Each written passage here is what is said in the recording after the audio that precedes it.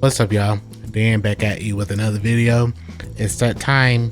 I know everyone was really scared about Ghosts of the Deep, especially on Ultimatum, but I would argue that this week with this guide, this is going to be for the most part a easier activity to complete.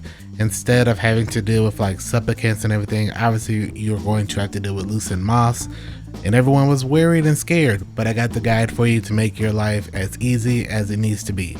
Obviously we're going to start with the opening, which, can you believe it, they fixed the opening. No longer do you have to wait as long as around for enemies to pop up, for the ogres to show up, and you can do it all significantly faster, and you only have to do it 3 times instead of 4.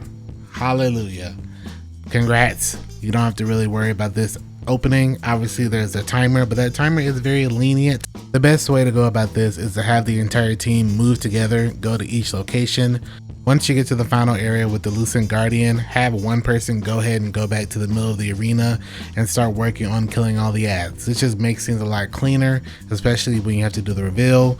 Obviously this is going to be just a strategy that I think most teams will be using.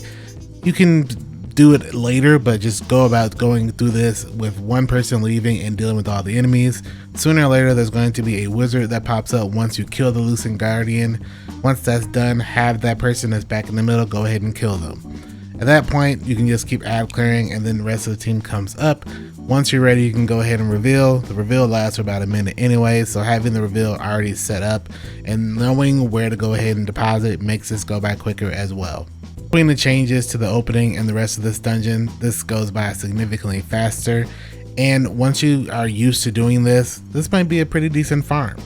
Once you've done 3 times, you're going to get your chest, and then you can move on to the little transversal water section. The biggest change with this section is, if what I can tell, the pressure builds up significantly faster and you can die significantly faster, so it's best to take your time. Once you get into the room with the Hive Lucent Guardians, don't forget to turn around, backtrack for a quick second, and go grab your hidden collectible, the first of 2 in this dungeon. Ektar is a very scary boss, obviously, but with these tips and tricks you're going to have a pretty smooth time. I will point out that the biggest question that you're going to have is what damage option there is, and from what I tested, Lord of Wolves I find to be a very significantly strong choice.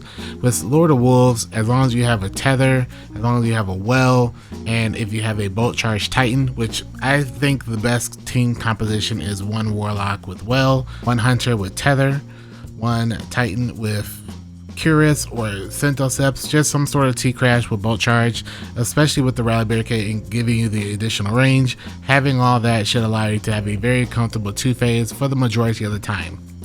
I will say, in a fair amount of my testing, for whatever reason, Ektar occasionally would act up in a sort of way of just moving away from the team and causing us to leave the well, and for whatever reason doing less damage. Sometimes that'll happen, but I did not find that to be a huge issue and a huge situation for the majority of the time. Something else I've seen people suggest, which is fairly decent, possibly usable, is 1000 voices. However, the chances of you killing yourself are just way too high that I personally would not recommend it, even if it has the ability to constantly stun the boss, just like the last boss in Spire the Watcher. Play it safe, just go through the motions with consistently burning everything down as quickly as you can. Get the boss out of there so you can go down into the water and just do the mechanic as you're supposed to. Come back up. Make sure once the knight shows up that you burn it down and instantly break the shield and start damage. You have about 35 seconds to damage him. Take all the time possible to do as much damage as you can. Moving through the rest of the dungeon is pretty straightforward. Just don't forget when you're in the wizard section to quickly take a detour to go grab the other collectible, the second of the 2 in this dungeon. Surprisingly enough, the final boss is probably, in my opinion, the easiest of this entire dungeon. A lot of people were really worried about the shield. Obviously we are so used to having Arbalest in this, but if you couldn't tell in the first encounter with Ektar, Arbalest is no longer needed. As long as you do any primary damage, the shield gets dropped instantly basically. So that makes our damage option significantly easier. Obviously the best choice still is to bring a divinity I know we're with the particle reconstruction modifier, that kind of lowers our damage, but it does not matter. Divinity is the play, so you don't miss a single shot, especially with Queenbreaker, which in my opinion is the choice here. Queenbreaker is really good, and if you have the combination of a well with rally barricades, you can have your third still be the hunter. They can run Nighthawk if they want, or they can just put on tether if you want to make sure you get the maximum amount of damage.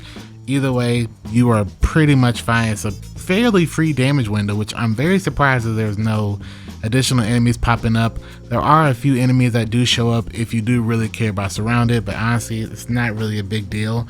Just put on a Queenbreaker, put on a Divinity, let your Warlock be a Cenotaph so they can make heavy across all of the little pool areas.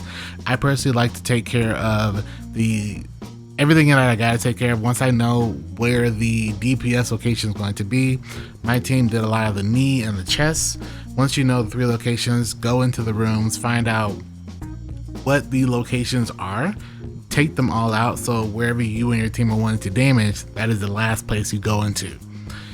Outside of that, this is a very straightforward encounter. There's not actually a lot of enemies. Obviously the mouse is still very threatening, but as long as you know how to do the mechanic just like on normal, go into Explorer if you need some more practice, this shouldn't be that big of a deal. Ektar, in my opinion, is a much bigger struggle bus possible there than the final boss of this dungeon.